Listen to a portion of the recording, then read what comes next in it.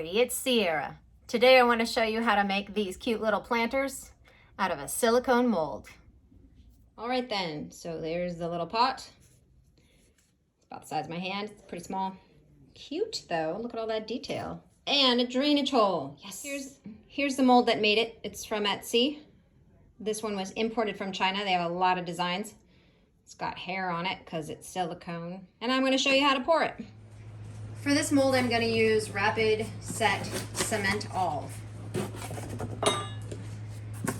I don't do an exact measurement. Just scoop some out.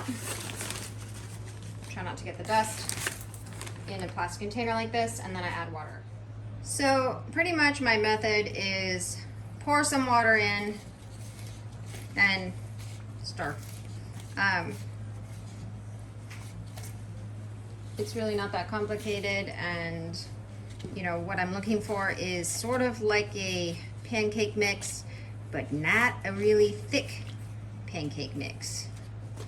And this just takes a little while. You just gotta keep stirring. You wanna get all the stuff at the bottom. All right, I've stirred for a couple minutes and this is what I've got. It looks kind of watery to me, so I'm gonna add a little bit more concrete mix. All right, this looks pretty good. So the worst thing that will happen if your mix is too thin is your pot might crack if the set is too thin. So I've done it before and the pot still turned out nice, but it got a little cracked on the bottom.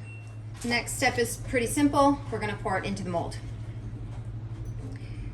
This mold is an import from China, from a company called Pinkymold. There were no instructions on how to do this.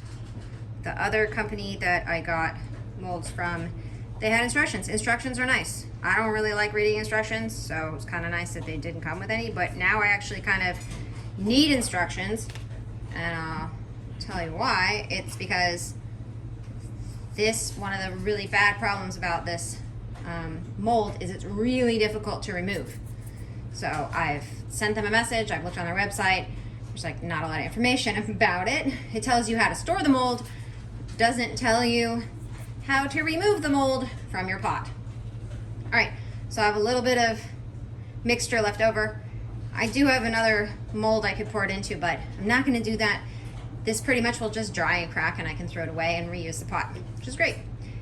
This will take 1 to 2 hours to dry, so it's pretty fast.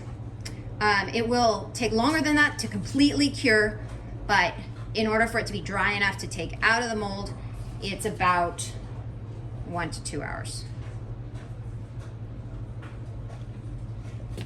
All right.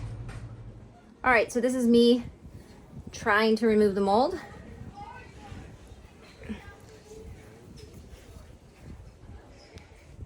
And I actually almost got it. Really hard because it just kind of wants to bounce back.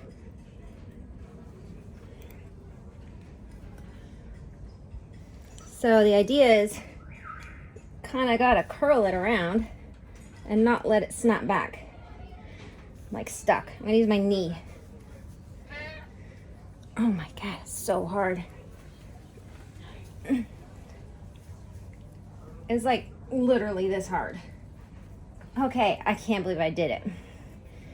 All right, so now hopefully it will come out. Oh yeah, it did. Okay, awesome. I can't believe I did it. So that's it. Pretty cool, huh? I can't believe I removed it. Yesterday, I couldn't do it, but maybe the mold loosened up a little bit since I've used it. So go grab yourself a Pinkymold and a very strong person to remove the pot from the mold, and you'll be so happy. All right, take care. Bye.